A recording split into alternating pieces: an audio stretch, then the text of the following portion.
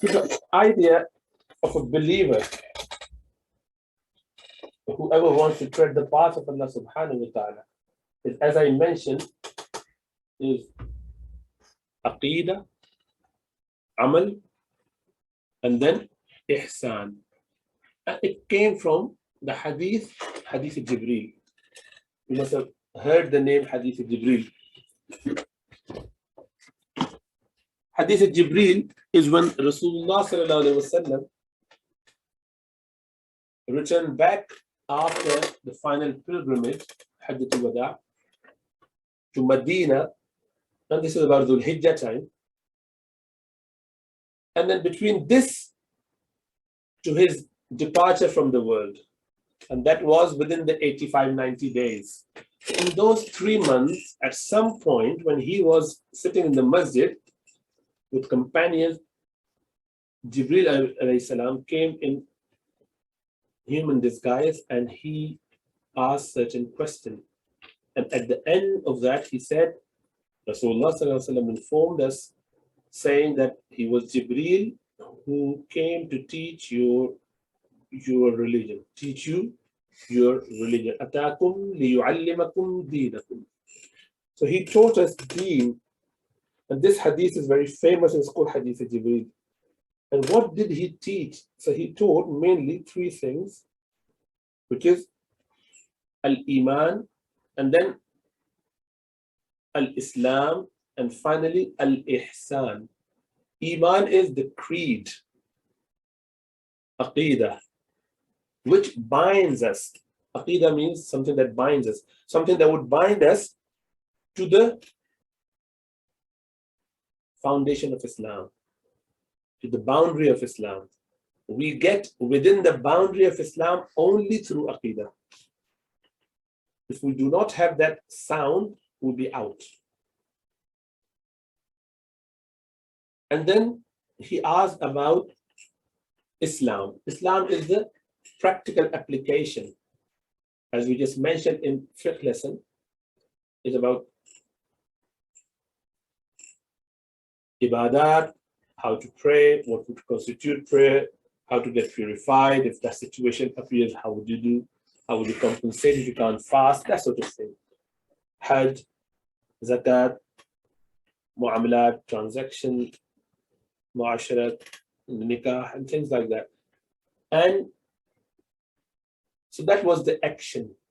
So aqidah, and then your fiqh, which is practical aspect, and then spirituality, the ihsan. He asked the 3rd question about ihsan. That is the 2nd hadith in Arba'in al-Nawawi. Anyway, we will cover there inshallah ta'ala in detail, but here you just have a bit of idea. The 3rd bit is ihsan. Ihsan, he said, أن تعبد الله كأنك تراه فإن لم تكن تراه فإنه يراك. Ihsan is that you worship Allah subhanahu wa ta'ala as though you see him. And if you do not achieve that level, at least have the idea that Allah is looking at me, observing me in my worship.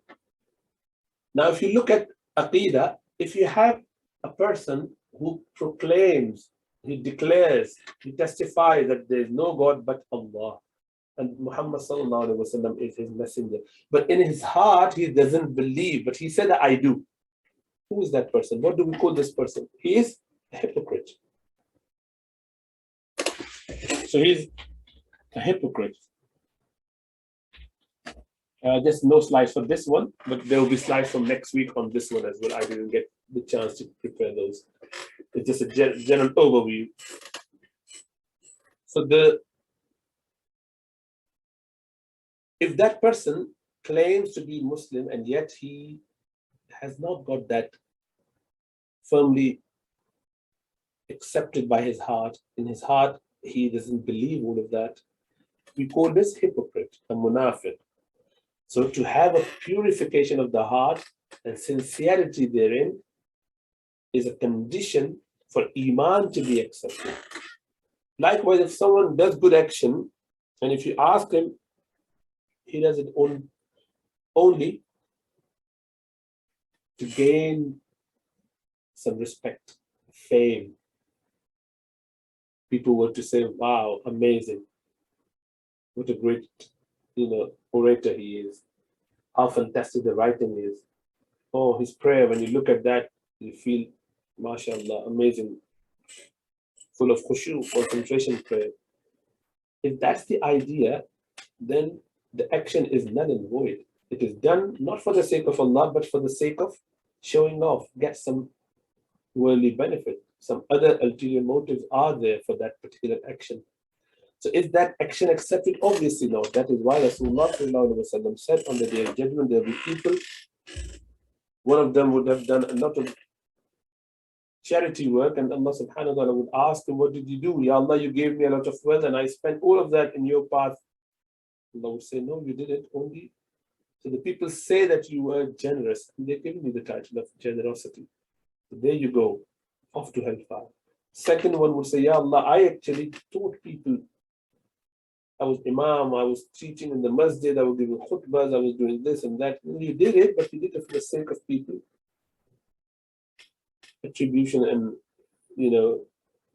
praise for you, and they giving you the title of being sheikh or ustad or alim or this and that, allama. So you got what you wanted, off to hellfire. And finally the third person, Ya Allah, I actually laid my life in your cause. I died as a martyr. So no, you didn't do it for my sake, you did it so that people say how brave you were. You got certification of bravery. Off you go to hellfire. So they'll be all dragged into hellfire. So these are Muslims who've done everything, but they did not have sincerity. So this sincerity then becomes the essence of being, without which our aqidah, our actions are useless, futile. And this is what ihsan is. It starts off with the ikhlas of niyyah. إِنَّمَا الْأَعْمَالُ بِالنِّيَّةِ, having the purest of the intention. And it ends with that you worship Allah as though you see Him. So when someone achieves that, all their actions are in line with the sunnah of Rasulullah sallallahu alaihi wasallam, and that was expected of them. And then they achieve what they want to achieve, inshallah ta'ala. And so that's the whole idea. Connecting to Allah subhanahu wa ta'ala, doing all the good deeds with the best of the aqidah, and yet they are still fearful because they can never be haughty or arrogant about their action. And that is why Sayyidina Umar on his deathbed, when he is being martyred while leading Fajr prayer, stabbed several times in his stomach, and no food would stay inside, and within 3 days he passed away. He died in the blessed city of Rasulullah sallallahu alaihi wasallam, given the glad tidings of Jannah in his lifetime by Rasulullah sallallahu alaihi wasallam, fought all the battles with him, given the title of the Khalifa, Sayyidina Abu Bakr Siddiq, appointed by him as a Khalifa of Muslim. He gave a lot of good work for Muslims, and he's buried next to Rasulullah sallallahu alaihi wasallam. He would say certain things, and Allah subhanahu wa ta'ala would make it a revelation. Muwafaqat Umar. Amazing, man, if there was any prophet, it would have been Sayyidina Umar. Shaitan would walk away from the way Umar is walking. Shaitan wouldn't even consider, bothering him, knowing that I cannot control this man. Such is the status. And then he is dying as a martyr in Medina.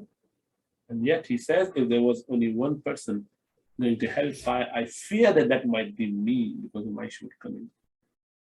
And that level can only be achieved if someone is really sincere to themselves and they continuously introspect, analyze, and reflect on what they've been doing. And that's the whole idea of spiritual side. So inshallah we cover this as well a little bit from some text so that we get close to Allah subhanahu wa ta'ala. More likely Al-Hikam Ibn Ata'illah or something of that sort, inshallah ta'ala, from next week. Al-Hikam of Ibn Ata'illah, I will give you some introduction of that.